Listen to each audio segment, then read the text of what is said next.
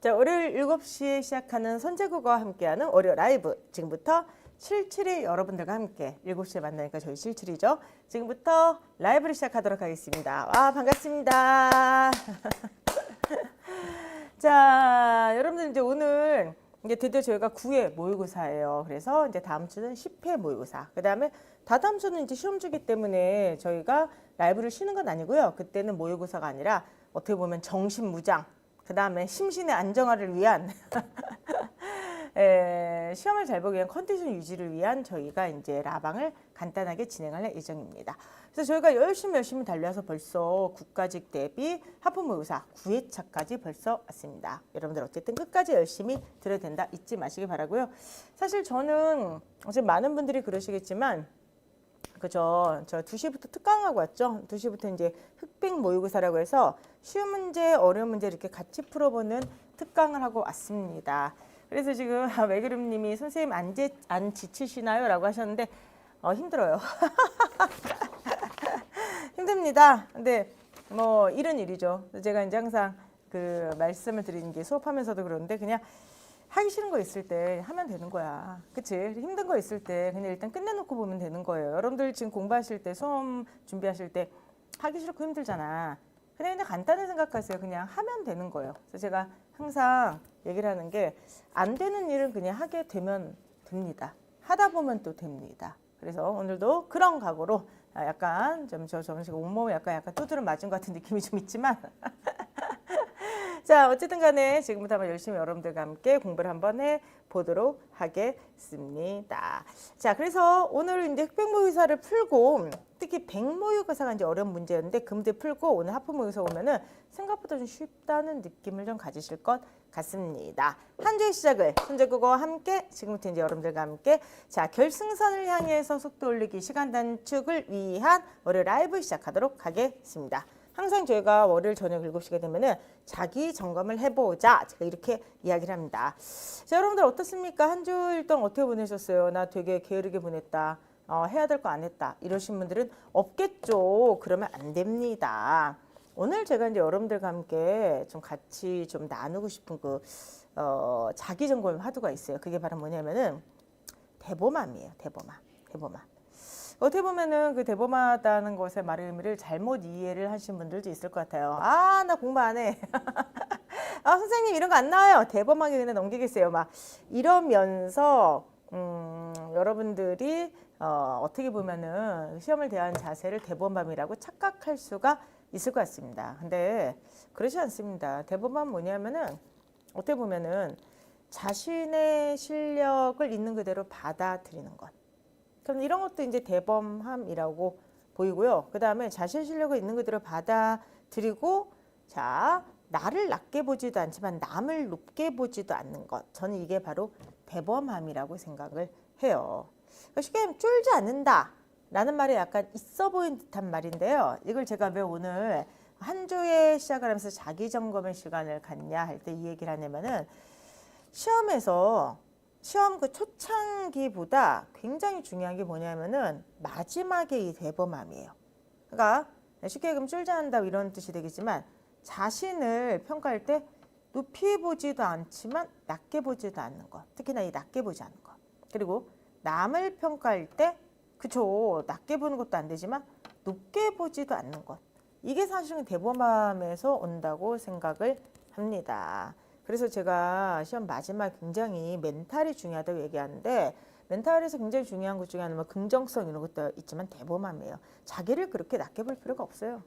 남을 그렇게 높이 볼 필요가 없습니다. 여러분들. 거기서 사실은 대범함이 나오게 되는 것이거든요. 그래서 여러분들이 이거는 뭐 남이라고 하는 거를 내 옆에서 공부하는 사람 이게 특정하는 게 아니라 나 이외의 객관적 조건을 보시면 돼. 시험 문제도 남이잖아.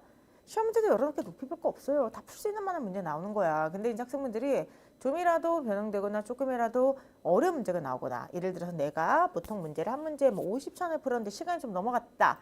그러면 어떻게 되냐면은 굉장히 이 시험 문제를 높게 봐요. 너무나 대단한 문제가 나왔어. 막 이러면서 시험 시간에 당황을 하게 됩니다.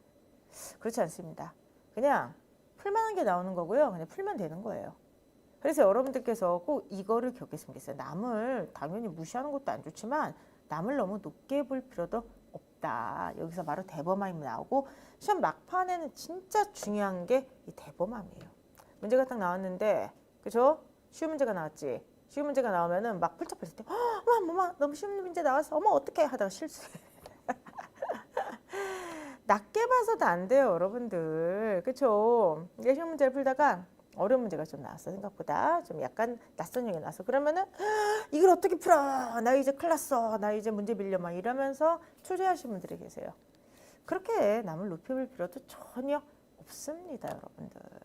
막판에 이제 저는 여러분들이 꼭 이 자세를 견지를 했으면 좋겠습니다. 문제 풀 때도 마찬가지고 여러분이 나중에 공무원이 돼서 사회생활 할 때도 저는 마찬가지라 생각을 해요. 남을 낮게 볼 필요도 전혀 없지만 너무 높게 볼 필요도 없다. 거기서 자신의 판단에 대한 확신이 나온다라고 생각을 해요. 약간 뭉뚱그려 얘기해서 그쵸 어떻게 보면 조금 전달이 됐을지 모르겠는데 쉽게 생각하면은 그냥 쫄지 마 이거야. 그죠? 쫄지 마세요. 어떤 문제 나와도 풀 수 있다 이렇게 생각을 하시기 바라고요. 쫄지 않게 해서 다양한 특강 활용하시겠으면 좋겠습니다. 지금 이제 우리가 지난주에 발등의 불 모의고사 그리고 오늘은 흑백 모의고사 다음 주에는 실전형 그렇죠 마지막 파이널 2회차 모의고사가 진행되는데 다양하게 특강 활용하시고요. 출발선 결승선 모의고사 아직까지 안 풀었다. 끝까지 열심히 푸시기 바라고요. 선생님 제가 다 했는데도 문제가 모자라요. 매일국어 4가 있어 있다. 자, 우리에게는 아직까지 매일국어 4가 있기 때문에 하프 모의고사 형태로 구성이 된 거죠. 그래서 문제가 필요하신 분들은 그쵸 여러분들 다 잘 활용을 하셨으면 좋겠습니다. 대범하게 끝까지 우리가 문제를 열심히 풀자. 믿으시면서 문제 1번 들어가도록 하겠습니다. 지금 정답률이 나왔는데 정답률이 하늘을 찌릅니다. 그렇죠? 그래서 오늘 이 수업을 들으신 분들 중에서 혹시나 아직 흑백 모의고사 아까 그 라이브로 못 들으신 분들은 흑백 모의고사가 공단기 그 무료 특강이 이제 올라갈 거예요. 무료 특강 올라가죠? 올라가니까 나중에는 한번 꼭 들으세요. 근데 그 중에서 이 백 모의고사가 어려운데 아까 이 공문서 수정 이 백 모의고사 정답률이 60 얼마였지 않아요? 상당히 낮아요 생각보다. 그러니까 이게 이제 뭐냐면은 똑같은 공문서 수정하기 문제라고 하더라도 이게 이제 오늘 그 백 모의고사는 그러니까 문장을 좀 긴 거를 통해서 난도를 높였는데 굉장히 정답률이 떨어지더라고요. 그래서 어쨌든 간에 여러분들 한번 이것도 꼭 참고하세요. 자, 이 문제는 지금 거의 90%가 나왔네요. 한번 해보도록 하겠습니다. 적절하지 않은 건 뭐냐? 1번 주스롱, 대등, 그 다음에 사동, 비동, 그 다음에 생략관계 이렇게 돼 있죠? 1번부터 한번 해보죠. 이 재배 기술을 생산 현장에 적용했을 때 한 번 파종하면 2번 수확을 할 수 있다. 한 번 파종하면 2번 수확한대요. 파종하다 수확하래? 목적어가 뭐야? 여기 목적어 필요한 거 아니에요? 한 번 뭐 작물을 그렇죠. 그래서 재배 식물을 하여간 이 앞에 뭐가 있어야 되잖아. 파종의 대상, 수확의 대상 있어야만 되겠죠. 따라서 1번 같은 경우는 한 번 작물을 파종하면 이게 들어가 있기 때문에 올바르게 썼습니다. 두 번째, 똥똥청은 열심히 일하는 직장 분위기 조성과 직원들의 사기를 높이기 위해 자, 지금 A and B 와가 지금 나왔어요. 와가. 그러면은 이 앞뒤를 보게 되면은 열심히 일하는 직장 분위기 조성이죠. 근데 그 다음에 직원들의 사기를 높이다 이렇게 나왔죠.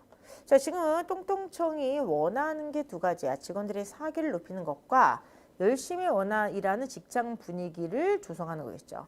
목적어 서술어 목적어 서술어 맞춰야 되기 때문에 자, 틀렸네. 직원들의 사기를 높이다. 그리고 열심히 일하는 직장 분위기를 조성하고 이렇게 써야 되겠죠. 그렇기 때문에 정답은 몇 번? 2번이 되겠습니다. 병렬 구조가 틀렸어요. 세 번째, 올해부터 시작된 3대 문화권, 문화, 생태, 관광, 기반 조성 사업이 2027년이면 마무리되어진다가 있어요. 자, 이거는 외워야 돼. 어쩔 수 없어.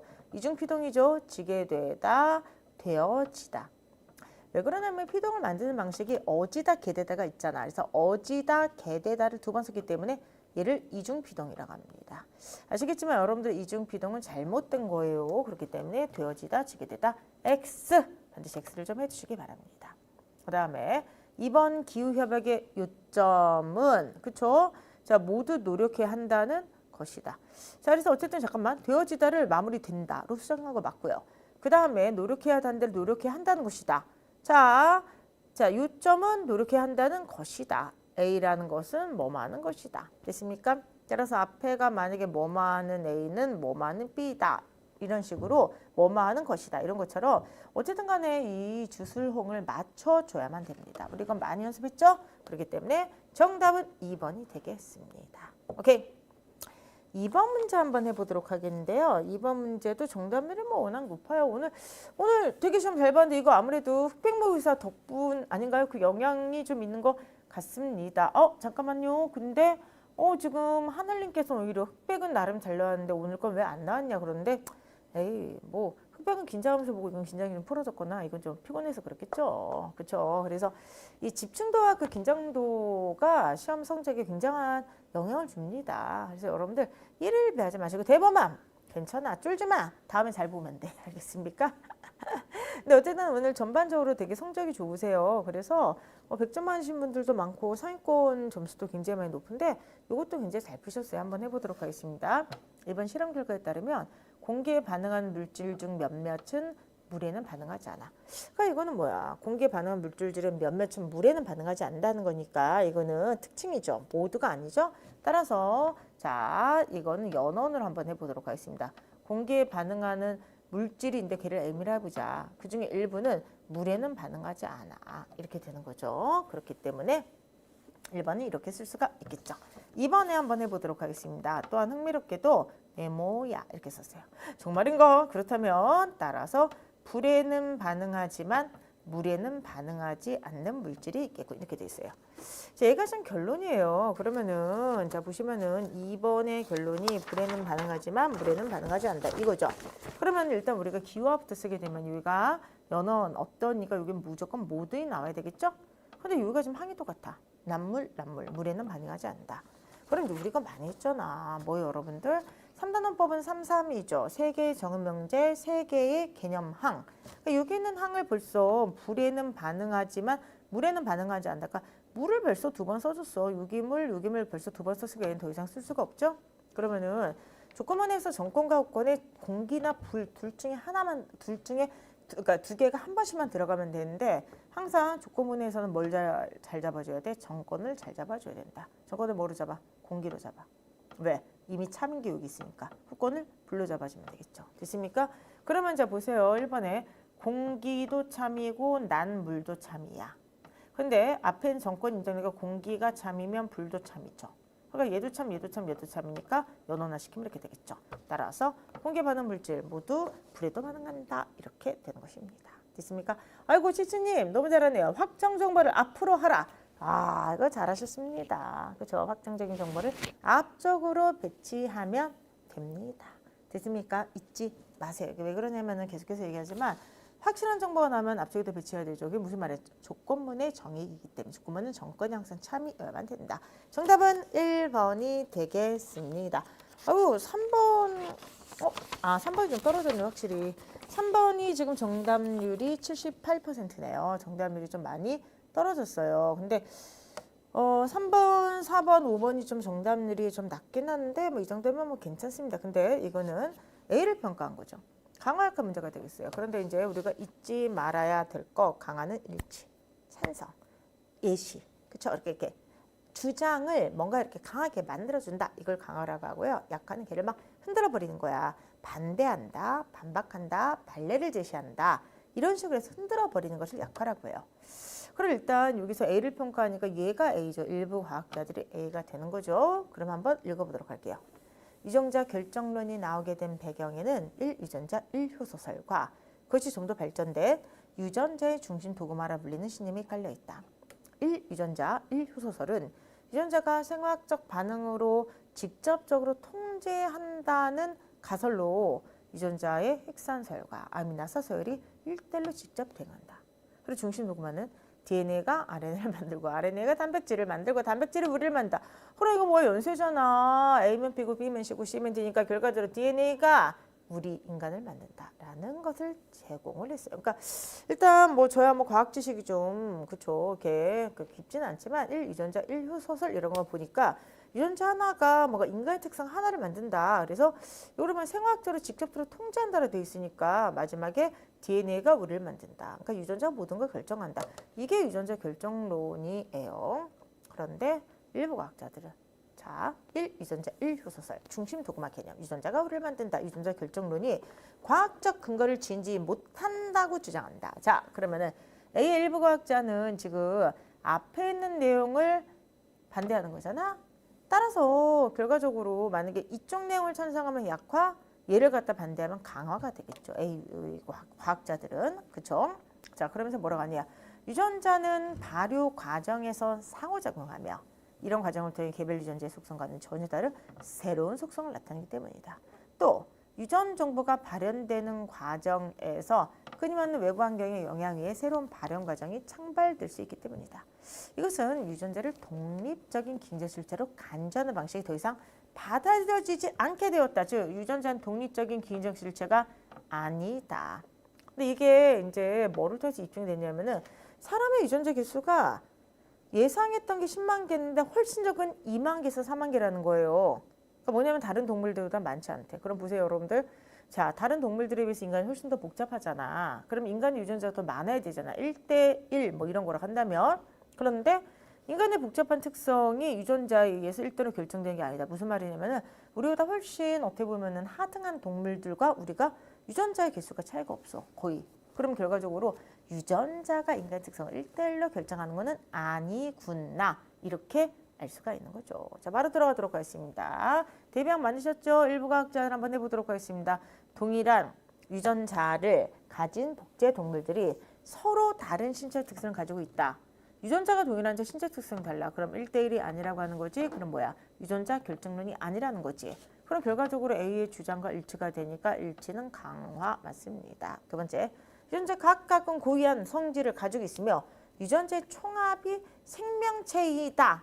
그러면은 유전자 A는 이런 형질을 가지고 있어. 유전자 B는 이런 형질을 가지고 있어. 유전자 C는 이런 형질을 가지고 있어요. 그럼 이런 유전자를 각각을 다 모아. 이게 바로 생명체다. 즉 생명체는 유전자의 합에 불과한 거야. 그럼 결과적으로 여러분들 뭐예요? 여러분들 유전자의 총합이 이퀄 생명체다. 유전자 이퀄 생명체다. 유전자가 다 결정한다는 거네. 됐습니까? 그러면은 이게 바로 유전자 결정론인지 A는 여기 대해서 반박하고 있는 거잖아. 그러니까 자 A가 반박하는 내용을 강화시키니까 당연히 A 주장이 약화가 되겠죠? 약화한다 맞습니다. 자, 세 번째. 인간에게 나타나는 복잡한 특성의 개수와 인간 유전자의 개수가 일치하지 않는다. 1대1은 안 된다. 1 유전자 1 효소설이 안 된다고 하는 거죠. 그러니까 유전자의 개수와 인간의 특성이 일치를 한다면 인간에게 100만 개 특성인데 유전자가 100만 개가 있다고 한다면 그죠?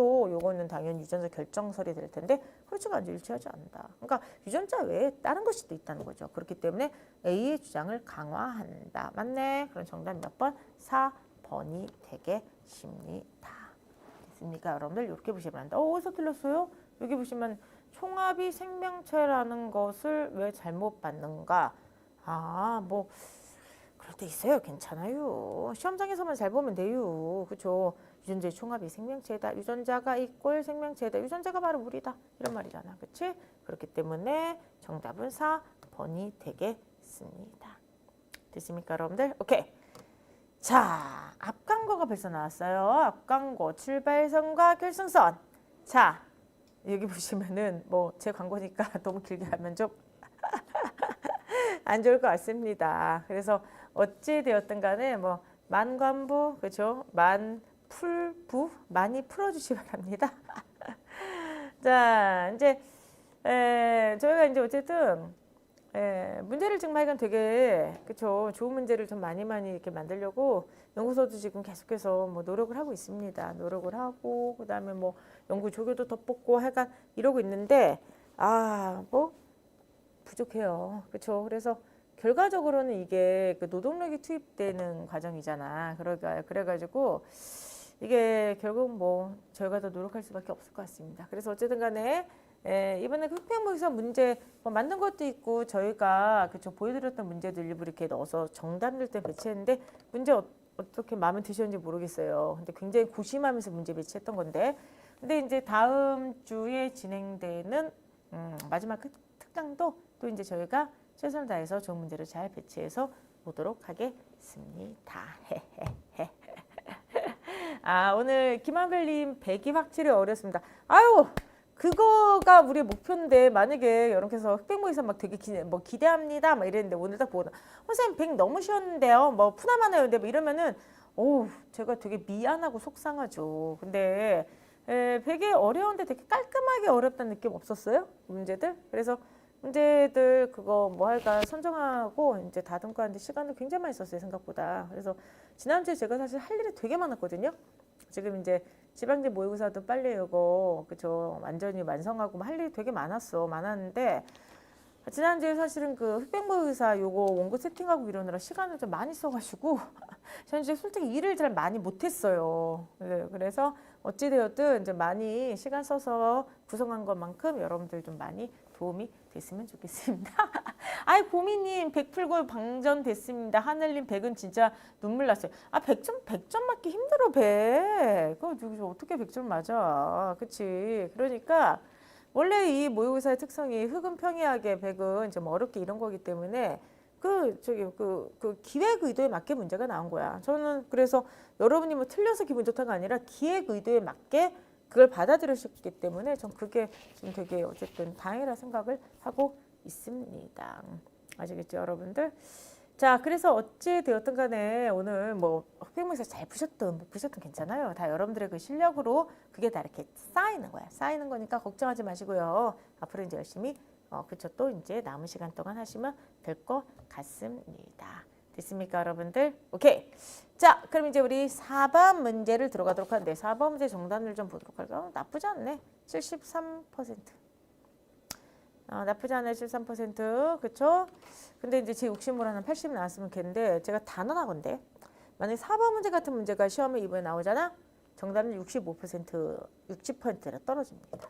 7%뭐 초반에 간신 걸리든지 약간 그렇게 나올 거야. 왜 그러냐면은 이게 아까 제가 흑백모의고사 그 마지막 문제에서 똑같은 말씀드렸는데 다 배운 거거든요. 다 배운 거야. 그런데 다 배운 건데 학생분들이 지금 되게 기계적으로 풀잖아. 그리고 인역초 문제가 워낙 기계적으로 딱딱 푸는 문제들을 냈기 때문에 논리를 좀이라도 이게 변형이 되면 학생들이 당황해요. 그래서 제가 오늘 계속 대범함을 가져야 된다. 마지막에는 이런 얘기를 했던 겁니다. 이거 오늘 다 우리가 배웠던 거야. 근데 배웠던 형식으로 안 나오고 그리고 이제 문제가 뭐냐면은 이게 만약에 배웠던 형식이 안 나오고 좀만 변형되면은 이게 되게 시간 많이 쓰고 좀 이렇게 못 풀게 됩니다. 라이브를 통해서 한번 이 문제도 다시 한번 풀어보도록 할게요. 한번 해보죠. x가 y의 필요 조건으로서의 원인이다. 그럼 주수만 봐봐. x가 필요 조건이다. 이렇게 돼 있잖아. 아니 아까 제가 흑백모의고사 그 얘기를 했는데 만약 문장이 이해가 안 된다. 그러면은 주술구조 보라 그랬죠. x가 그렇죠. 필요 조건이다. 이거잖아. 그러면서 x가 또 필요 조건 원인이다. 하여간 뭐 인과에 대해서는 지금 저희가 어렵게 할 수 없으니까 하여간 필요 조건으로서의 원인이다라고 돼 있으면 이건 뭐냐? 옆에서 설명을 하죠. 일어나지 않으면 y가 일어나지 않는다. 그대로 써볼게요. x가 일어나지 않으면 y가 일어나지 않는다. 이게 바로 1번이야. 그러면은 없으면 없다잖아. 우리가 맨날 연습했던 거. 태우라면은 이거잖아. 그치? 그렇기 때문에 이건 바로 뭐야? x가 필요 조건이다. 그런 거죠. 근데 두 번째 문장 한번 해볼게요. x가 y의 충분 조건으로서 원이다. x가 충분 조건이다. 그대로 써보세요. x가 일어나면 y도 일어난다. 얘기잖아 지금 이게. 됐습니까? 그래 마지막 세 번째 x가 y의 필요 충분 조건이다. 그럼 뭐야? 이거는 있으면 있고 없으면 없다. x가 일어나지 않으면 y가 일어나지 않고 x가 일어나면 y가 일어난다. 이거 우리가 진짜로 많이 했잖아요. 뭐예요 여러분들. 야 네가 있으면 행복해. 있으면 있어. 너는 행복의 충분 조건. 네가 없으면 나는 그쵸 행복하지 않아. 그러면 없으면 없는 거죠. 그럼 너는 행복이 시작 필요 조건. 얘를 거꾸로 쓰게 되면 대우로서는 행복하다는 건 네가 있다는 뜻이다. 이런 말이니까 너는 행복의 필요 조건이죠. 우리가 정말로 많이 연습했던 거잖아. 됐죠? 그리고 필요 충분 조건 제가 거의 외워도 된다 그랬죠. 어떻게 외우라 그랬죠? 수요와 공급으로 외워도 된다 그랬어요. 수요가 있으면 공급이 있고 수요가 없으면 공급이 없다. 다시 한번. 수요가 있으면 공급이 있고 수요가 없으면 공급이 없다. 있으면 있고 없으면 없죠. 그러니까 충분 조건이면서 필요 조건, 필요 충분 조건이다. 그대로 들어가도록 할게요. 그러니까 여기서 보면은 가, 나, 단데 가가 필요 조건이야. 나가 충분 조건이야. 그리고 다가 충분 조건이야. 그럼 얘는 없으면 없다, 있으면 있다. 그쵸? 있고 없다가 다 돼야 돼. 그럼 자 봅시다. 자기 관리를 하는 사람은 매력적이다. 그러면 관리가 있으면 매력 있죠. 자기 관리를 하지 않는 사람은 매력적이지 않다. 관리가 없으면 매력이 없죠. 있으면 있고 없으면 없다네. 그러면은 기억은 바로 뭐가 되겠습니까, 여러분들? 그쵸? 필요충분 조건이 되는 거죠. 얘는 그러면은 필요충분 조건. 있으면 있다, 없으면 없다. 그렇죠? 그럼 얘는 요 다가 되겠네. 자, 그러면은 자, 두 번째. 자, 봅시다. 흡연은 호흡기 질환의 원인이다. 그러나 흡연했다고 해서 항상 호흡기 질환이 발생하는 게 아니라 흡연을 하지 않으면 질환 일어나지 않아. 있다고 해서 있는 건 아니지. 그런데 없으면 없다. 흡연이 없으면 질환도 없다. 얘가 바로 필요 조건이에요. 됐습니까? 없으면 없는 게 바로 필요 조건이에요. 그렇기 때문에 이거는 필요 조건이 되는 거죠. 그럼 얘는 뭐야? 필요 조건이니까 가에 들어가야 되겠네. 그러니까 얘는 다고요. 얘는 가에 들어가야 될 것 같아요. 됐습니까? 그러면 이제 마지막 보세요. 휴대폰을 오래 보는 건 눈이 건조해진 것의 원인이다. 그런데 눈이 건조해지는 원인은 휴대폰을 보는 거 외에 다양해. 그러니까 눈이 건조해지기 위해서는 휴대폰을 본다도 있겠지만 타고난 유전도 있을 수가 있고, 그렇죠? 그리고 또 그때 보면 눈병에 걸릴 수도 있고 휴대폰이 아니라 책을 많이 볼 수도 있는 거 아니에요? 여러 가지가 있었잖아. 그치? 그러니까 책을 오래 읽어도 눈이 건조해져. 눈병에 걸려도 눈이 건조. 유전적으로도 눈이 건조. 휴대폰을 봐도 눈이 건조. 그러니까 쉽게 얘기하면은 건조하다고 해서 휴대폰을 많이 보는 건 아니지만 휴대폰 화면을 오래 보는 거는 건조해진 거 확실해. 그러니까 네가 있으면 행복한 건 확실해. 근데 네가 없는 다른 거에 대해서 얘기하는 게 아니죠. 그런 게 뭐야? 충분 조건. 있으면 있다. 있으면 무조건 있다. 됐습니까? 그럼 얘가 바로 충분 조건이야. 됐습니까? 그럼 충분 조건이니까 얘가 나가 되겠네요. 자, 한번 해보도록 하죠. 가에는 뭐가 들어가야 돼? 니은 들어가야 되고요. 나에는 충분 조건이니까 디귿이 들어가고요. 다에는 기억 들어가. 니은 디귿 기억, 니은 디귿 기억 다 몇 번? 3번이 되겠습니다. 됐습니까? 요거 제가 항상 말씀드린 거 있죠. 네가 있으면 행복해. 네가 있어야만 행복해. 네가 있다고 행복한 건 아니야. 요 세 가지로 제가 항상 예문 말씀드리잖아. 그 예문으로 여러분께서 반드시 기억해 주시면 좋을 것 같습니다. 됐습니까? 오케이. 4번 문제 어떻게 이해 좀 하셨어요? 저 어디 댓글 좀 보도록 하죠. 이해 충분히 하셨나요?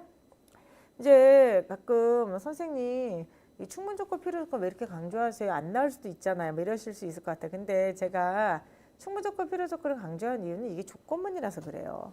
그러니까 사실은 그 조건문을 내는 방식이 되게 다양한데 이게 이제 충분 조건 필요 조건이라는 용어로 나올 때도 있지만 용어는 안 나왔지만 저번처럼 이 후권을 긍정하는 방식으로 또 독기로 나올 수도 있죠.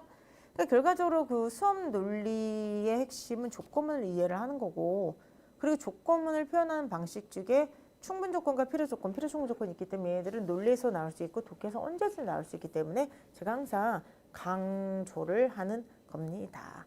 그러니까 이제 우리가 수험에서 실력을 올리는 과정을 생각할 때 뭐 그렇다고 시험에 안 나오면 너무 쓸데없는 것까지 다 할 필요는 없지만 어떻게 보면은 그 실력이라고 하는 것 자체를 올리기 위해서는 약간 좀 오늘 또 나왔는데 대범하게 얘는 시험에 안 나오더라도 설령 우리가 실력 올리는 과정에서 반드시 밟고 가야 되는 게 있으면 대범하게 그걸 선택을 해서 공부하는 게 맞습니다.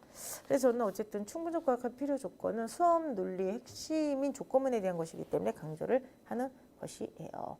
하늘님, 아이고 이렇게 답답하게 풀린 이유가 뭘까? 간단히 생각하세요. 있으면 있다, 없으면 없다. 충분 조건은 있으면 있는 거야. 그리고 필요 조건은 없으면 없는 거야. 알겠습니까? 이렇게 꼭 기억하시기 바라고요.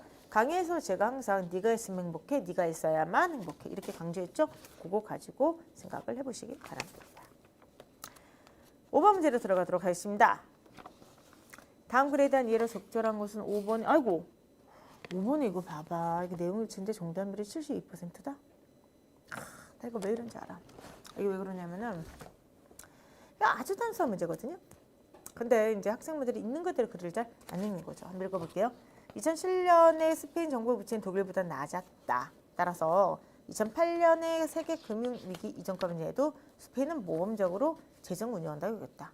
근데 스페인은 2002년에 유로화로 통합되면서 유럽의 다른 나라로부터 자본이 흘러들어 엄청난 경기 건설 호황과 인플레이션을 경험했다. 다른 국가들에 비해 상대적으로 높은 물가와 낮은 생산성 때문에 스페인의 수출은 경쟁력을 상실했지만 건설 경기 덕분에 호황이 유지되었다. 나오잖아. 그러니까 스페인의 수출력은 경쟁력이 없어요. 상실, 사라졌다. 근데 건설 때문에 호황이 유지됐어. 그러니까 수출은 아니었어요. 성과가 없었는데 건설을 잘해서 호황이 유지되었는데 문제는 건설 중심의 경기 부양이 부동산 거품이 꺼지게 되자 그죠? 경기가 침체하였고 경기 침체로 인해서 재정이 큰 적자를 기록하게 되었다.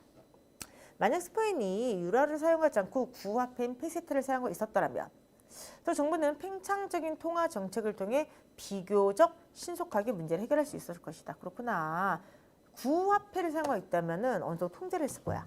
또 만약에 스페인이 정치 통합 없이 화폐 통합을 이룬 유로 지역의 한 나라가 아니라 미국의 한 주였다면 지금처럼 상황이 악화되지는 않았을 것이다. 그러니까 지금 유로 지역을 어떻게 평가하냐면 정치적인 통합 없이 돈만 통합했다. 근데 그게 아니라 정치적인 통합이었죠. 미국이 한 주면 미국이라고 하는 나라 안에 주기 때문에 정적인 통합이잖아. 그러면 이렇게 상황이 악화되지가 않았을 것이다. 호황이었을 때 다른 주로부터 노동들이 몰려들어 그처럼 과다한 임금 상승이나 물가상 발생하지 않았고 위기가 닥쳐도 연방정부의 지원을 받아서 해결을 했을 테니까 이렇게 이제 이야기를 하고 있습니다. 답이 왜 이제 5번이 이렇게 답이 나는지 아시겠죠? 자 보세요. 경기 침체가 원인이 돼서 재정 적자 발생. 여기 나왔잖아. 자 여기 보게 된 경기가 침체하여 재정이 큰 적자를 기록했다. 원인과 결과. 경기 침체가 원인이 돼서 재정 적자가 발생했다. 맞죠? 그리고 두 번째. 화폐 통합 이후 발생한 스페인의 문제는 스페인 정치 상황이 영향을 받았다. 그러니까 여기 정치적 상황이란 말이 있긴 한데 이걸 어떻게 해석을 해야 되느냐. 여기 이런 말이죠. 정치의 통합 없이 화폐 통합을 이룬 게 유럽의 나라. 그러니까 만약 미국이 한 주였으면 이렇게 어려움에 빠지진 않았을 것이다. 그러니까 결과적으로 화폐 통합 이후에 발생한 스페인의 문제는 정치 상황에 영향을 받았다는 걸 추론할 수가 있겠죠. 그다음에 세 번째. 스페인은 화폐 통합 이후 수출과 건설 호황으로 인해 자본이 물론 물가 상승하였다. 그럼 다시 한번 얘기하지만 수출과 건설 호황이라고 해서 엔드잖아. 그렇지? 그럼 이거는 뭐냐면 물가 상승의 원인을 뭐라고 했냐면은 건설 호황과 수출 호황이라고 봤어요. 그러면 근데 그냥 간단하게 한번 생각해 보세요. 여기서 보게 되면은 건설은 호황이었죠? 그렇죠? 건설은 호황이었어. 그런데 여러분들 자 생각 한번 해보도록 하겠습니다. 자 인가를 보게 되면은 유럽의 나라로부터 자본이 흘러들어와 건설 경기 호황과 인플레이션이죠. 그러니까 여기를 보게 되면은 어떻게 보면은 자본이 몰려서 그쵸? 건설 호황이 되면서 물가 상승이 이렇게 동시에 들어간 거야. 됐습니까? 그러니까 이건 약간 인과적으로도 문제가 있지만 더 큰 거는 뭐냐면은 수출은 호황이 됐던 적이 없어요. 수출은 지금 뭐야? 자 여기 뭐라 돼 있어? 수출은 경쟁력을 상실했죠. 그런데 다시 한번 여기를 보면은 건설 경기 때문에 호황이 유지가 된 거야. 이해되세요, 여러분들? 자, 다시 한번 인가를 보세요. 화폐가 통합이 되면서 자본이 흘러들어와 건설 경기 호황과 인플레이션. 그러니까 이걸 보게 되면은 건설 호황으로 인해서 물가 상승했다가 아니라 그치 인해서 자본이 몰려든 게 아니라 자본이 몰려들어와서 건설 호황과 물가 상승. 그치? 인과관계. 근데 두 번째 이제 여기를 많이 못 잡았다면 그냥 간단하게 여기를 보게 되면은 그쵸 뭐라 돼 있어 여기 그쵸 수출은 뭐야 경쟁력을 상실했다. 수출은 호황해졌던 게 한 번도 없어요. 그렇기 때문에 정답 몇 번? 3번이 되겠습니다. 되십니까? 아 근데 이게 뭐냐면은 통화 정책을 정책 상황으로 이렇게 그쵸 이렇게 보기보다 그러니까 결국 그게 이제 통합적인 얘기긴 한데 만약에 미국이 한 주였다면 상황이 악화되지는 않았을 것이다. 그러니까 결과적으로 스페인이 정치 통합 없이 화폐 통합을 이뤘기 때문이다. 그러니까 만약에 미국이 한 주처럼 정치가 통합이 되었다면은 그치? 그렇게 되면은 뭔가 달랐을 것이다. 이렇게 봐야 되겠죠. 그걸 여기서는 정치적 상황이라고 좀 보게 된 거예요. 되십니까, 여러분들? 이렇게 아니 그러니까 통화 정책을 얘기한 게 아니라니까 그 오잉오잉님 그게 아니라 이게 이제 뭐냐면은 여기 나왔죠. 통화 정책 자체를 보기보다도 여기 나왔던 것처럼 이게 이제 뭐냐면은 정치적 통합이 없이 화폐 통합을 이뤘다고.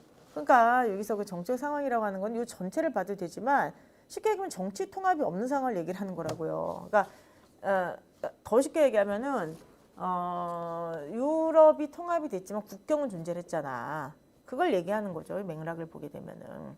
되십니까? 그러니까 여기를 보게 되면은 이 말이 나오잖아. 미국의 한 주였다면 상황이 악화되지 않았을 것이다. 그럼 유추를 해보세요. 유추하면 어떻게 돼야 되지? 만약에 유럽이 그쵸? 유럽 연합이 정치를 통합했다는 건 뭘까? 방금 얘기했던 것처럼 국경을 없애버리는 것을 얘기하는 거 아니에요? 국경을 없애버렸다면은 그래서 완전히 어떻게 보면은 유럽 연합이라고 하는 것은 그 국가의 각각의 그런 어떤 저기는 유지하고 있는 거야. 정체성을 유지하고 국경이 있는 거잖아. 그렇지? 그런 상태에서 화폐만 통합한 게 문제였다. 그러니까 이 전체를 갖다가 이거를 정치적 상황이라 표현한 거지 화폐 통합만 정치 상황을 보는 건 약간 그거는 좀 이렇게 독해해서 그렇게 보시면 좀 안 될 것 같습니다. 됐습니까? 예, 그래서 거기 김한별님께서 쓰셨던 것처럼 정치 통합이 없었다는 게 핵심으로 봐서 이걸 정치상으로 봐야 돼. 그러니까 정치 통합이 없이 화폐 통합을 이뤘다는 것 전체를 뭐 정치적 상으로 봐야 되겠지만 얘만 따로 보면 안 된다고요. 이거 정치 통합이 없다. 그리고 여기서 지금 정치 통합이 없다는 것을 맥락으로는 어떻게 해야 되냐. 그 다음에 대비항이 나오잖아. 만약에 이 나라가 미국의 한 주였다면 달라졌을 텐데. 그러니까 미국의 한 주였다는 것은 미국의 그 각각의 주들은 국경은 없잖아. 주의 그 단위만 있죠. 그러니까 한 주죠. 한 국가죠. 그러니까 만약에 유럽이 한 국가 국경 없이 통합을 하고 그러면서 화폐 통합을 했으면 내용이 달라졌을 거다. 뭐 이런 얘기예요. 지금 뭔 말인지 아시겠죠, 여러분들? 그렇게 보시기 바랍니다. 그래서 이것만 보면 안 돼. 여기 정통합이라는 것은 요거 전체를 보든지 요거를 보든지 다른 말로 하면은 국경이 없는 거 그런 걸 연상해서 보셔야만 됩니다. 됐습니까? 답 몇 번? 답은 그래서 3번이 되겠습니다. 생각보다 여기서 좀 실수를 좀 많이 했나 봐요. 그래서 결과적으로 이 정책 상황에 영향을 받았다. 요게 이제 아까 흑백 모의사 때도 얘기했던 그 패러프레이징 비슷하게 보시면 돼요. 그러니까 너무 거창하게 얘기하지만 바꿔 표현하기, 다르게 표현하기. 그러니까 다르게 표현할 때 얘를 갖다 어떻게 봐야 될 것인가. 그러니까 위에 있는 것을 정책 상황의 말로 바꿔 봤던 겁니다. 아시겠죠? 그렇게 보시면 5번이 제일 어려웠어요? 부동산 거품이 커지자는 정책. 그러니까 자 잠깐만. 어머 나 생각도 못했네. 이게 어렵다고 생각하는 걸. 근데 여러분들 보세요. 정치라고 하는 말은 정책 상황 말은 굉장히 범주가 큰 말이잖아. 그치? 정책 상황 안에 뭐 경제 들어가 뭐 들어갈 수 있는데 제가 계속 얘기하지만 글을 읽을 때는 그냥 글에 있는 구조를 읽어야 돼. 구조를 결합해서. 그러니까 여기서는 정책 상황을 뭐 어디지 여기 뭐 부동산 거품이 꺼졌다. 이렇게 된 이거를 지금 아까 어떤 분이었죠? 요거가 정책 상황이라고 생각을 했다는데 물론 이건 정책 상황이라고 이제 볼 수도 있겠지. 근데 글의 구조에서 이거는 그냥 경제적인 문제로 본 게 맞죠. 그래서 여기서 정책 상황이라는 것은 그냥 읽으실 때 대비항 있잖아. 아까 얘기했던 것처럼. 그치?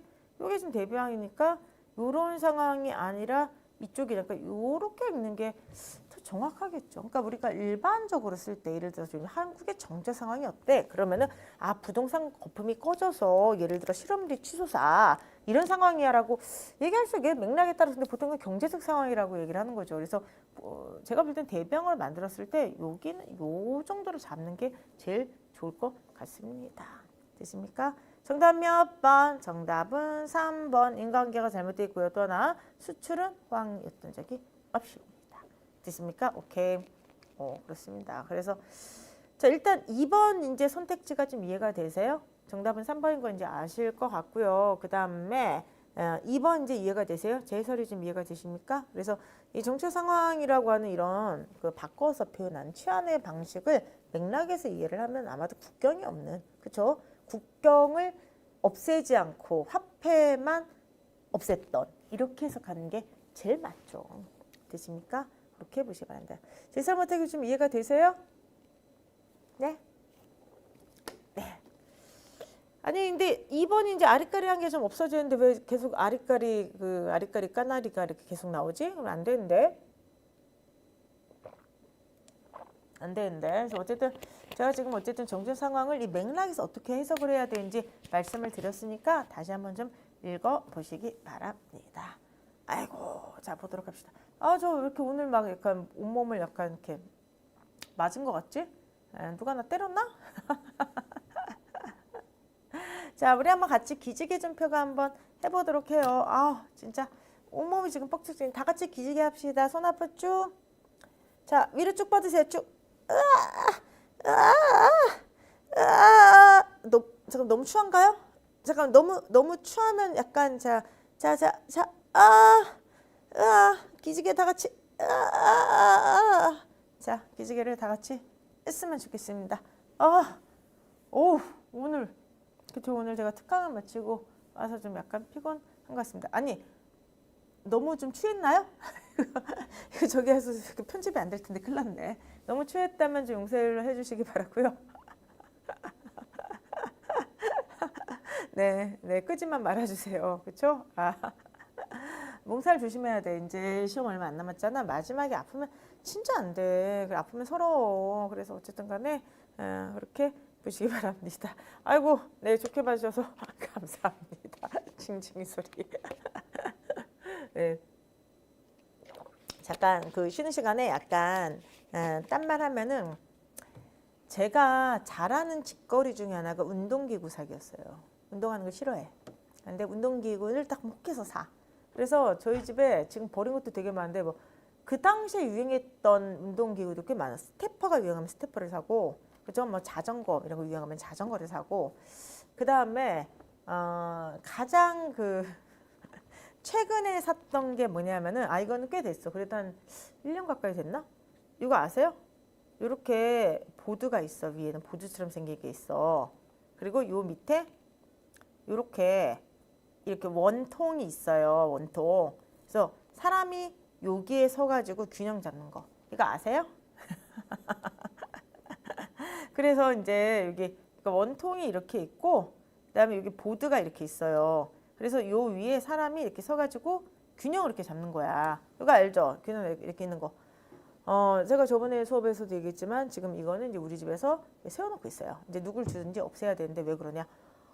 진짜 얼굴 나갈 뻔했다니까. 내가 이걸 못하겠어 해가지고 딱 섰는데 그냥 했는데 그 앞에 정말 책장에 얼굴 박을 뻔했어요. 책장에. 그래가지고 진짜 얼굴 여기 나갈 뻔했어요. 그래서 다시는 안 해. 정 떨어져가지고. 다시는 안 합니다. 그래서 어쨌든 간에 요즘은 제가 아까 이렇게 막 비명을 지르는 요거를 주로 어떻게 하냐. 절대 이런 기구를 사용하지 않고 바닥에서 합니다. 바닥에서 수건 돌리기. 뭐 이런 거 있죠? 이런 거를 하고 있습니다. 그래서 어쨌든 간에 아까 어쨌든 간에 거의 짐승의 그 울부짖음이 나는데 어쨌든 여러분들이 어깨 이렇게 좀 돌리시기 바라고요. 우리 틈틈이 건강관리 하면서 보시기 바랍니다. 아시겠죠, 여러분들? 저희 집에 참 그것도 있어. 이것도 있어. 이거 뭔지 아세요? 이렇게 생긴 거. 스티로폼 같이 이렇게 딱딱한 걸로 되는 거 있잖아. 그치? 이거를 인스타를 봤는데 인스타에서 거기서 운동 잘하시는 분들이 이거를 누워서 이렇게 다리를 막 쭉쭉 막 이렇게 올리고 막 이러더라고요. 이걸 했다? 이걸 샀다? 그래서 집에다가 이렇게 딱 놨다? 근데 어떻게 되게? 분명히 이 광고에서는 이분의 허리가 이렇게 되고 이게 다리가 이렇게 뻗어 있었어요. 근데 저는요, 이거를 못 하는 거야. 이렇게 돼.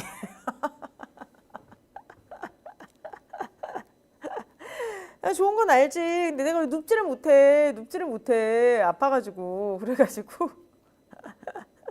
이것도 그냥 있습니다. 그냥 있습니다. 사지 마세요. 딸기맛 초코님 사지 마세요. 왜 사지 말라고 하느냐. 일단 주변에 친구가 가지고 있으면 가서 누워봐. 그래서 누울 수 있으면 곡선 커브가 나오면 사고 그렇지 않으면 사지 마세요.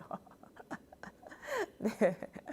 뭐 이런 것만 있는 것뿐만이 아니라 저희 집에 한때 유행했던 뭐 이래서 요구르트 만들기, 청국장 만들기, 아이스크림 만들기 기계 다 있습니다.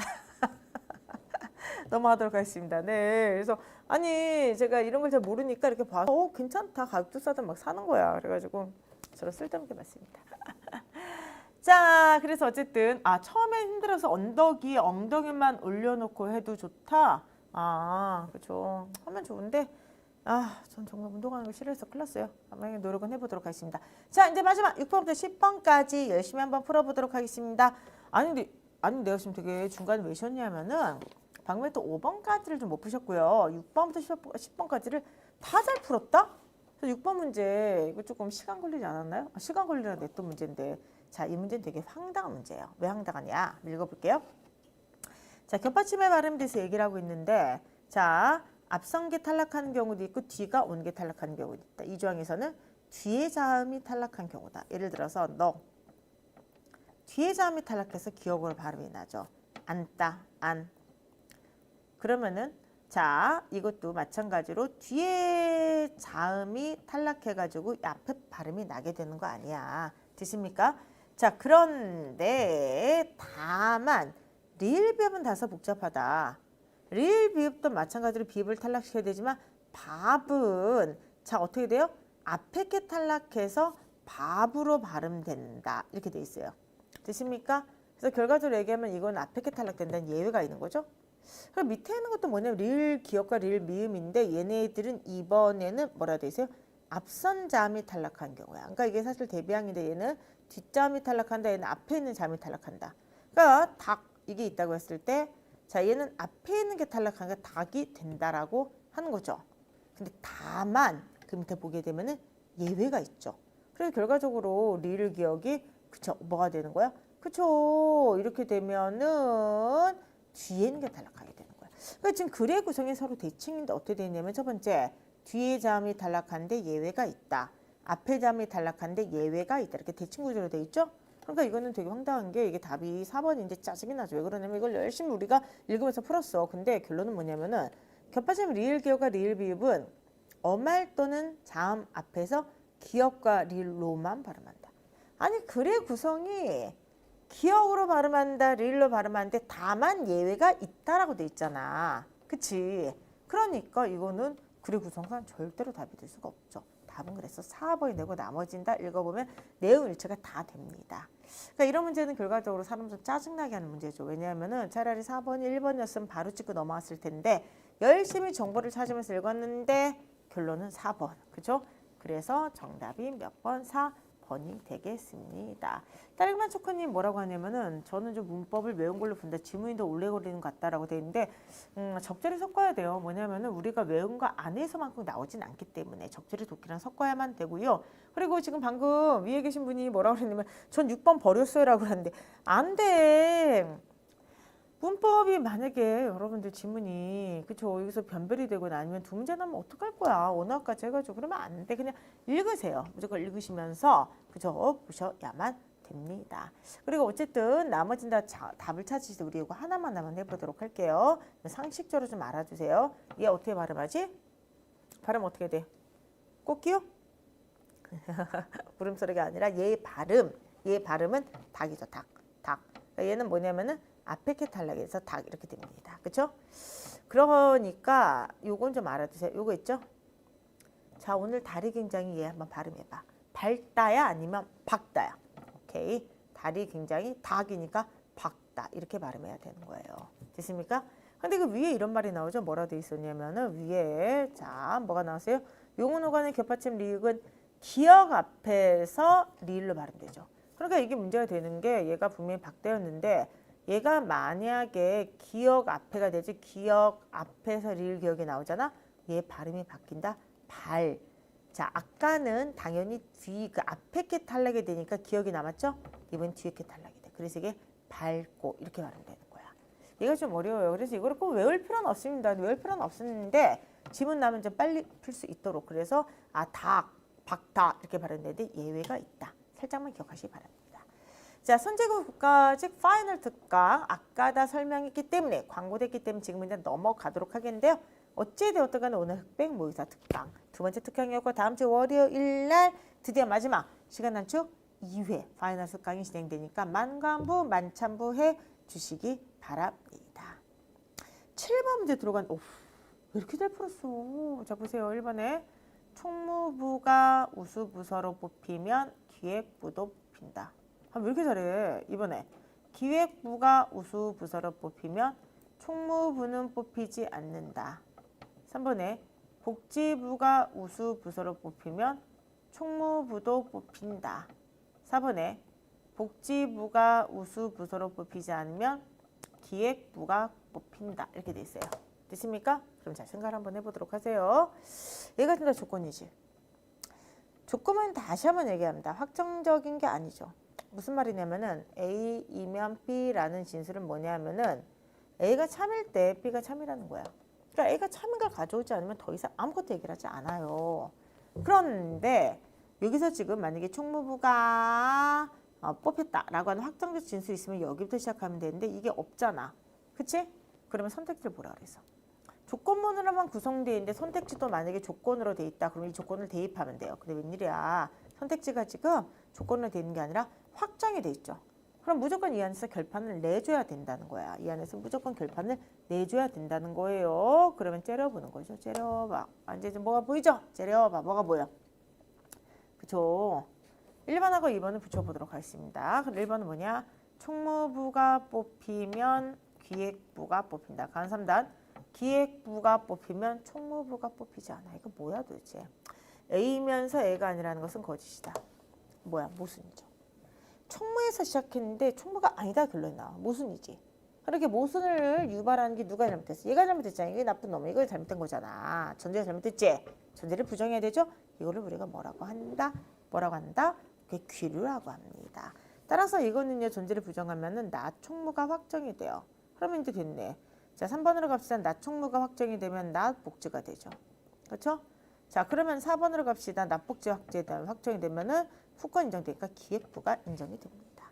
나 총무, 낙 복지 됐습니까? 그다음 마지막에 기획 이렇게 되니까 정답은 두구두구둥 기획 이렇게 되겠습니다.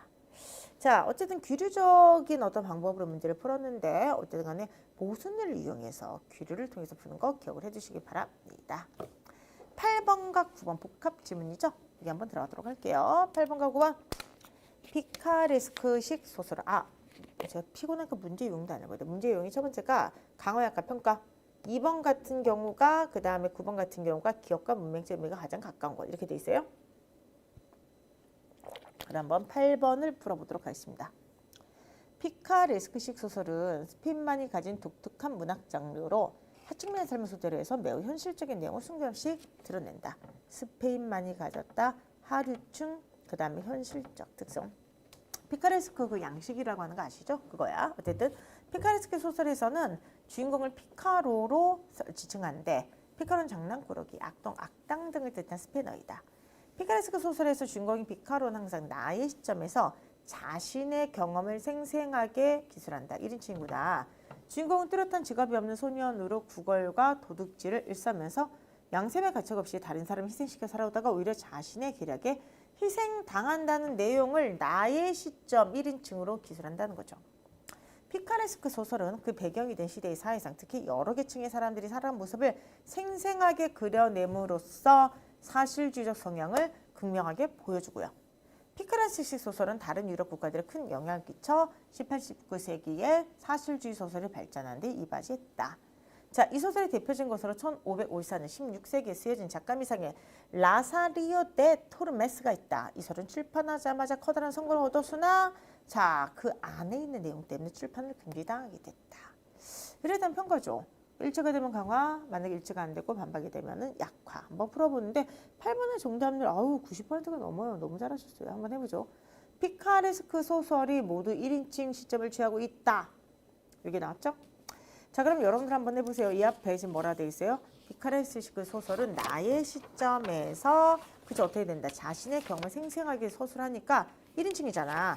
그러니까 이건 1인칭이니까 당연히 이거는 맞게 되는 거죠. 그러니까 내용이 일치가 되고 있으니까 얘는 오히려 제시 내용을 단단하게 만들어주죠. 강화가 되겠습니다. 라사리오 데 토르메스를 읽고 싶어도 시적에서 구할 수 없었던 때가 있었다. 왜? 금지가 됐으니까. 이게 종교재판소로부터 금지를 당기됐으니까 구하고 싶은데 구할 수가 없었다.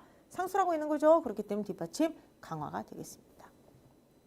자, 그 다음에 세 번째, 스페인에서 발견된 피카레스크 소설보다 더 이전에 피카레스크 시의 작품이 다른 나라에서 있었다. 그럼 여기는 뭐라 했어? 스페인만이 가지고 있다. 이렇게 됐잖아.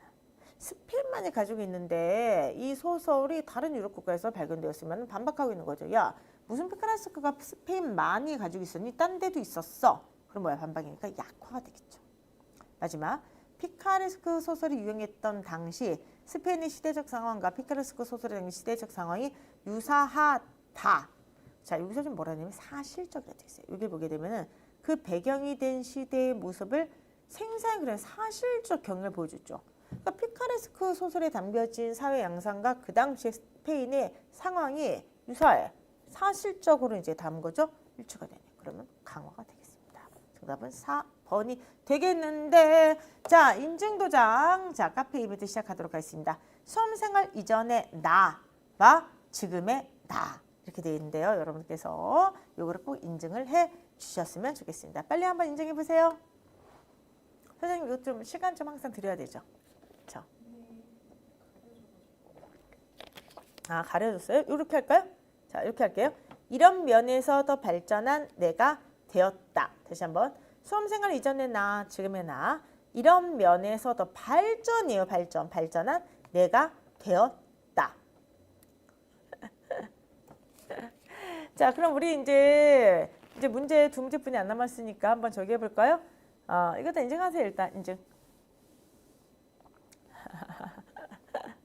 수험생활 이전의 나와 지금의 나를 대비항이네. 수험생활 이전. 공부를 한 지금의 나. 그렇죠? 요 대비항을 한번 요렇게 한번 표현해 보도록 할까요? 이거를 단어로 표현해 보도록 하겠습니다. 한 단어. 한 단어.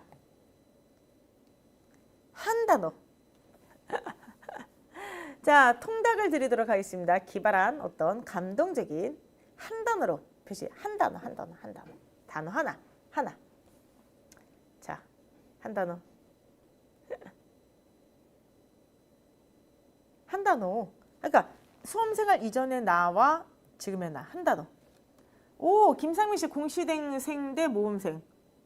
오, 공대 사람. 자, 아까 공시생님 그분 하고요. 오, 복효문님 미성숙 대 성숙. 오케이. 두 분께 통닭을 드리도록 하겠습니다. 저기 소장님 어떻게 좀 두 분 찾을 수 있겠어요? 이분까지 들으면 안 돼요. 메리쿠님 게으름뱅이와 오뚜기. 와, 완전히 너무 멋진 말이네요. 그래서 세 분께 드리도록 하겠습니다. 제가 볼 때 이게 제가 좀 전달력이 좀 떨어졌는지 대비항을 만들어서 한번 하라고 했는데, 그쵸. 저기가 되네요. 그래서 어찌 되었든 간에, 좀 너무 멋지네요. 특히나 다 되게 잘 하셨는데, 특히나, 그쵸.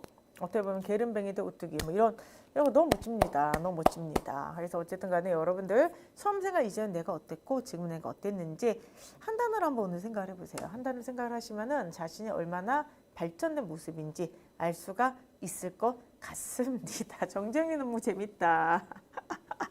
77 맞은 아이 대 77이야. 근데 원래 77 맞다는 그게 나쁜 뜻은 아니에요. 그렇죠? 자, 어쨌든 간에 갑자기 그게 떠오르네요. 이거는 좀 다른 얘기인데 술을 먹었을 때는 깰 때 모습 이런 것도 생각나지 않아요? 그렇죠? 생각나죠? 그렇죠? 술 먹었을 때와 깰 때, 술 먹었을 때 4발, 술 깰 때 2발. 이런 거 생각이 좀 나네요. 그렇죠? 자, 그래서 어찌 되었든 간에 어찌 되었든 간에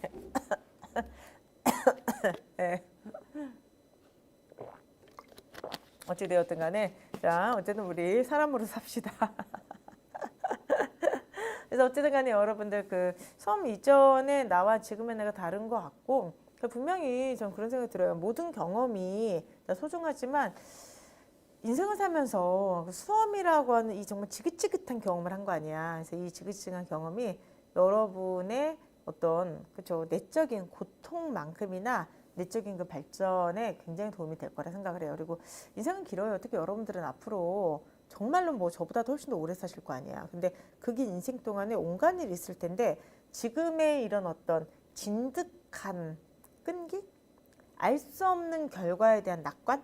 이런 것들이 여러분의 그 남은 인생을 사실 때도 굉장히 도움이 될 것 같습니다. 네. 자, 그럼 이제 우리 9번 문제 풀어보도록 하는데 9번 문제도 되게 잘 푸셨어요. 9번 문제요. 90% 넘어요. 성공을 거두다. 그럼 뭐야 이거는? 좋은 성과를 갖다 내다라는 뜻이니까 성과를 내다 좋은 성적을 거두다. 금방 알 수가 있을 것 같습니다. 지금 현재 그 인혁처가 이 어휘 문제를 문맥점이 찾는 문제를 이 정도 난도로 푼이 안 내요. 그렇기 때문에 이 정도 난도를 좀 틀리지 않게 맞을 수 있게 좀 하시기 바랍니다. 마지막 10번 문제 정답이 좀 떨어졌어요. 85%가 나왔던 문제가 되는데 이거 한번 해보도록 하겠습니다. 근데 이거는 일단 문제 풀 때 우리가 좀 주목해야 될 게 뭐가 있는지 제가 아까 흑백 모의고사 때도 얘기했는데 이것을 한번 해보도록 할게요. 엘랄은 자율적 기술론의 관점에서 기술이 사회를 어떻게 지배하고 있는 걸 보여줬다. 기술이 사회를 지배하게 되는 거예요. 근데 맨 앞에 니은 디귿이죠. 얘 아니면 얘가 돼. 이와 달리 RL은 기술이 인간의 통제에서 벗어나 자율적인 것이 되었다. 그러니까 기억은 적어도 맨 앞에 들어갈 수 없죠. 기억은 이와는 달리니까 여기 있는 자율적 기술론이 들어가야 돼. 그러면 이 앞엔 자율적 기술론에 다른 게 들어가야 되겠죠? 니은, 이는이 나왔어. 이는. 자율적인 기술 앞에서 인간의 자율성은 존재하지 않게 되었다는 걸 의미한다. 그러니까 이거는 자율적 기술론이죠. 그러니까 적어도 기억 다음에 니은이 들어가야 되니까 요거는 적어도 맨 앞에 들어갈 수 없어요. 디귿. 자율적 기술론은 도구적 기술론과 대입된다. 그러면 디귿이 맨 앞에 이 앞에 도구적 기술론이 나오게 되죠. 근데 도구적 기술론에서 기술은 갖춘 것으로 어디로 취급된다. 아까 이거는 도구적 기술론의 특성이죠. 그렇기 때문에 같이 묶어서 이렇게 쓸 수가 있겠죠. 자, 그리고 미음. 기술은 오직 효율성의 기준에 의해서만 움직이므로 기술의 발달 인간 선택이 아니라 기술 자체 효율성이다. 이렇게 되어 있으니까 디귿과 리을이 맨 앞으로 가고요. 그 다음에 자율적 기술론이 나와야 되니까 이와 달리 LL은 그죠? 자율적이 되었다고 나와야 되잖아. 그러니까 끝났네. 디귿 리을 기억 찾으면 되겠네. 디귿 리을 기억 미음 니은 정답 몇 번? 5번. 그러니까 3번이 되겠습니다. 됐습니까? 이렇게 보시기 바랍니다. 재영님 저도요는 뭐예요? 재영님 뭐예요? 네? 응. 오, 그렇게 하셨구나. 네네. 왜 그러냐면은 아까 얘기했던 것처럼 여기 보세요. 자, 기술이 인간의 통제를 벗어나 자율적이 된 것을 주장한다. 그러면서 뭐냐면은 미음을 보세요. 기술은 자, 여기 나왔죠. 자율적으로 이루어졌다는 것이다. 봐봐. 기술은 자율적인 것이다. 기술을 통해 자율적으로 이루어졌던 것이다. 이거 뭐야? 아까 흑백 그 모의고사 때 연습했던 거. 그쵸? 상수라는 방식이죠. 한국 사람들이 정말 잘하는 거. A다. 이것은 즉 B라는 것이다. B인 것이다. 그죠? 이렇게만 봐도 됩니다. 됐습니까, 여러분들? 이렇게 보시기 바랍니다. 됐습니까, 여러분들? 잘하셨습니다. 그러니까 기억 미음만 보고 풀었다. 그걸 말씀드렸던 거구나. 잘하셨습니다. 그러니까 그렇게 풀릴 수 있는 문제도 있고요. 처음부터 이렇게 푸는 것도 있는데 이제 어려운 문제가 나올 때는 방금 했던 것처럼 기억 미음만 딱 잡고 풀어도 됩니다. A다. 이것은 B인 것이다. 이 문제만 보고 풀어도 된다고 하는 것이에요. 됐습니까, 여러분들? 정답은 3번이 되겠습니다. 자, 여러분들 지금까지 해서 우리가 월요 라이브를 한번 해봤습니다. 지금 저희가 사실은 월요일은 거의 국어데이예요. 그래서 2시부터 아니면 더 빨리 카페에서 문제를 받으셨던 분들은 우리가 이제 오전이나 오후에 지금 막 모의고사를 풀고 그리고 또 저녁에 7시에 수업하다 보니까 지난주도 특강하고 수업하고 오늘도 특강하고 수업하다 보니까 아무래도 육체적으로는 좀 힘이 드네요. 그래도 조금 뿌듯하지 않습니까?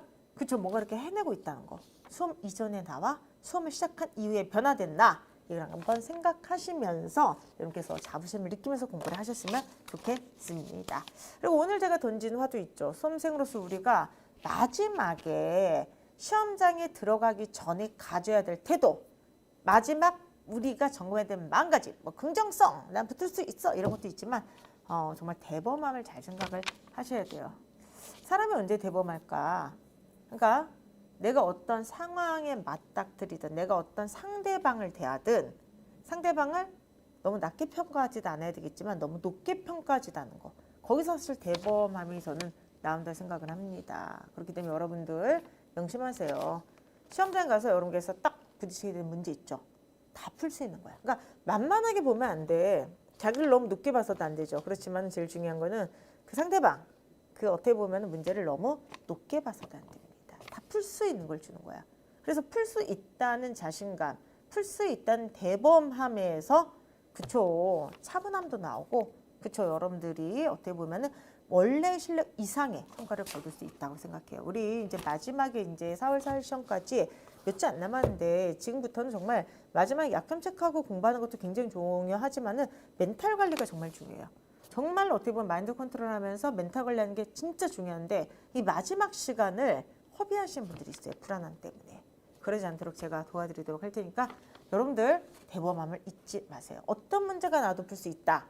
풀만한 문제가 나온다. 라고 하는 거 절대로 잊지 마시면서 그쵸 이렇게 한 주를 또 성실하게 보내셨으면 좋겠습니다.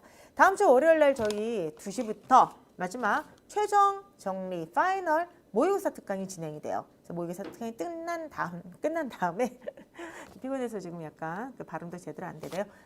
끝난 다음에 저희 다시 7시에 여러분들과 함께 즐거운 10회 하프 모의고사 라이브 시작하도록 하겠습니다. 여러분들 일주일 동안 건강하시고요. 할 수 있다는 자신감 또 대범함을 가지고 우리 열심히 그쵸 합격을 향해서 뛰어갔으면 좋겠습니다. 할 수 있다 믿으시면서 이번 한 주도 힘차게 보내시기 바랍니다.